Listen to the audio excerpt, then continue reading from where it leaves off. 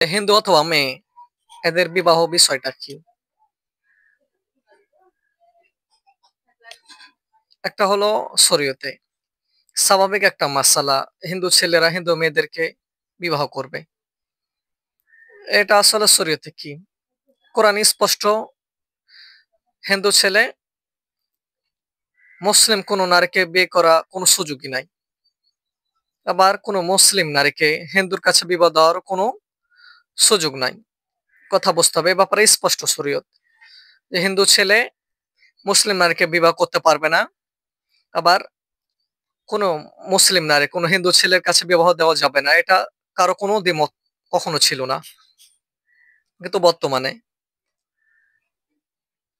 ব্যাপকভাবে একবারে মিডিয়ার মাধ্যমে মানুষের কাছে এই বিবাহটা একটা আদর্শ হিসেবে পেশ করা হচ্ছে। এজন্য শুধুমাত্র বিধান তা না, এখানে আরো অনেকগুলো বিষয় আছে। অল্প সময়ে আমরা এ দু একটা বিষয় বলি।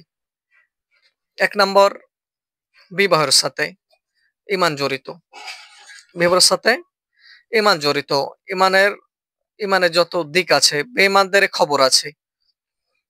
যে বেঈমানরা অবৈধ ভালোবাসার নামে পৃথিবীর সবচেয়ে বড় বেশ্যা ব্যক্তি লেগাই দিয়ে এ ধরনের কাজ করিয়ে বিবাহ নামে, বিবাহ নামক যে পবিত্র বন্ধন, যার সূচনা জান্নাত থেকে, যার সম্পর্ক ঈমানের সাথে, এই মুসলমানদেরকে ওই ঈমানের যোগসূত্র ছিন্ন করার জন্য, মুসলমানদেরকে ইসলাম থেকে বের করার জন্য এটা সবচেয়ে বড় প্রক্রিয়ার একটা, যে তারা হাইলাইট করতে চায় যার সূচনা জান্নাতে নিত, যার সূচনা মানুষকে, যার সূচনা জান্নাত থেকে সরেছে এমন মানুষকে জান্নাতি বানানোর জন্য যে টার্গেট, সূচনা যে কাজ নবী রাসূলরা করেছে, এই কাজকে ঈমান থেকে সরায় এখন হিন্দু আর মুসলিম বিবাহকে ব্যাপকভাবে আমাদের সামনে আদর্শ হিসাবে তুলে ধরার জন্য তারা যে চক্রান্ত করছে, নবী রাসূলের পথ থেকে সরানোর সবচেয়ে বড় কারণ।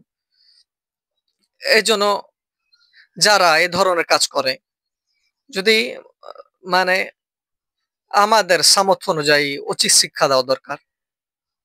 আপনি আপনি না পারি উন্নত পক্ষে সামর্থ্য অনুযায়ী আমার যে ইমানের যোগসূত্র, জান্নাত হওয়ার যে সূত্র, নবী রাসূলদের ভয়ঙ্কর ভাবে আমাদের কাছে ওই অবৈধ করে নবী রাসূলের বিপরীত যা আলোচনা আমাদের সামনে তুলে ধরতে চাই।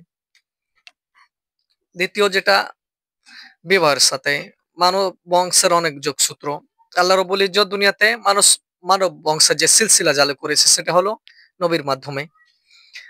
নবীর মাধ্যমে আল্লাহকে যে সবচেয়ে বেশি মানবে, আল্লাহর কাছে যিনি ছিলেন সবার আগে, যিনি মেনেছেন, আমাদের আদি পিতা আদম আলাইহিস সালামের মাধ্যমে যে সূত্র শুরু করেছে, যে বংশধরকে আল্লাহ তাআলা চেয়েছেন আল্লাহর খলিফা দুনিয়াতে বানাতে, এখন ওদেরকে যদি এখান থেকে সরাতে চাই, তাহলে হিন্দু মুসলিম বিবাহ, মুসলমানের অমুসলিমের সাথে বিবাহটা যদি মানুষের কাছে ঘৃণার স্তর থেকে সরাইয়া আদর্শ স্থানে নিতে পারি, তাহলে ওনার থেকে যেভাবে আল্লাহ তাআলা খলিফা বানাতে চেয়েছেন তাদের জন্য এটা সফল। বংশধররা ওরা সবার আগে সর্বপ্রথম যেটা হারাবে সেটা হলো বাবার পরিচয়, সেটা হারাবে। বংশের পরিচয় কোনো অধিকার থাকবে না শরীয়তে।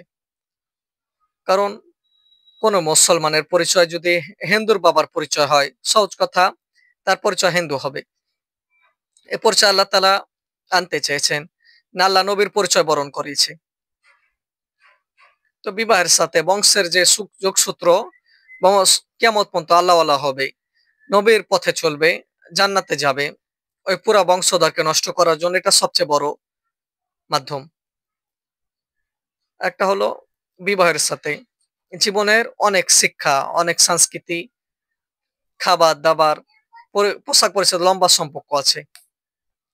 মুসলমানের পোশাক ভিন্নতা যেমন আছে, হিন্দুদের পোশাকের ভিন্নতা আছে। মুসলমানের সংস্কৃতির ভিন্নতা আছে, হিন্দুদের সংস্কৃতির ভিন্নতা আছে। চালচলনের ভিন্নতা, মন বিশ্বাসের মনতা, বিবাহর বন্ধন যেটা, এই নামের মাধ্যমে কুফুরের যত স্পিকার আছে ওটাকে তাদের ভিতর প্রবেশ করানো হচ্ছে। শুধু তাদের ভিতর না, আরেক প্রজন্ম যারা তৈরি করা হচ্ছে তারা যেন বরণ করতে পারে, তারা যেন পূজা করতে পারে। হিন্দুদেরকে যে বৈশিষ্ট্য, তারা পুরাপুরি যে বৈশিষ্ট্যের নামে মানুষ ইসলাম থেকে খারেজ হয়ে যায়, যারা হারাম হয়ে যায়, ওই বৈশিষ্ট্য যেন যুবকরা আদর্শ হিসেবে গ্রহণ করে। খাবার দাবারের ভিতরে যা আলাদা বৈশিষ্ট্য, এটা যেন নষ্ট হয়, পোশাকের বৈশিষ্ট্য নষ্ট হয়, চালচলনের বৈশিষ্ট্য যেন নষ্ট হয়।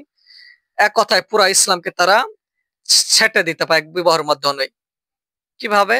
তাকে সরিয়ে দিয়েছে কোত্থেকে?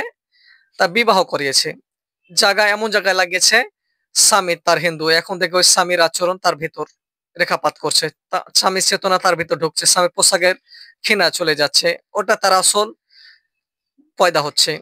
এবার পুরা মিডিয়া জগৎটা একই সাথে নেমেছে যাক বিবাহের মাধ্যমে মানুষের সাথে পুরা ইসলাম থেকে, ইসলামের চেতনা থেকে, ইসলামের পোশাক থেকে, ইসলামের চালচলন থেকে, পুরোপুরি ইসলামের সংস্কৃতি থেকে আমাদেরকে ইসলাম ভিন্ন অনেক সংস্কৃতি তাদের কাছে প্রিয় করা যায়।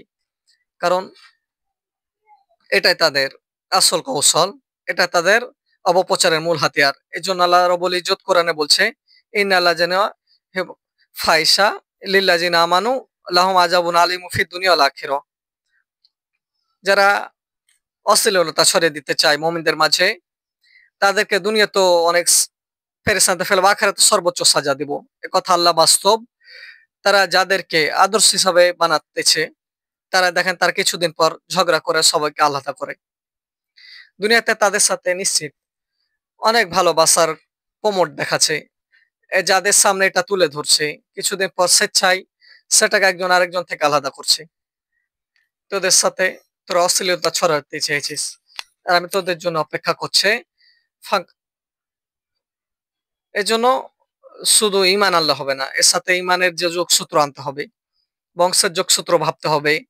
এর সাথে আমার চেতনা, আমার পোশাক, আমার পরিচ্ছদ, সব পুরা আমার জীবন ব্যবস্থাকে আমাকে স্মরণের প্রক্রিয়া চলছে। আমি আমার যুবক ভাইদেরকে, পরিবারকে ব্যাপারে সজাগ যদি না করি, তারা কোন রকম ভাবে এটা মেনে নেয়, এক খবরের প্রতি আসক্ত লালন করে, এক খবরকে সে বলে সেও জগৎ সজীব হলো, যার মাধ্যমে ইমান হারাচ্ছে, যার মাধ্যমে আর বংশ হারাচ্ছে, মানব জাতি যে আসার উদ্দেশ্য এটা হারাচ্ছে, যার মাধ্যমে ইসলাম জীবন ব্যবস্থা হারাচ্ছে। তার প্রতি আমার যদি সমর্থন পাওয়া যায়, ওর সাথে আমার যদি হাসর হয়, তাহলে আমার কি অবস্থা হবে, এটা ঠিক করা দরকার। তাহলে আমাকে বোঝার তৌফিক দান করুন।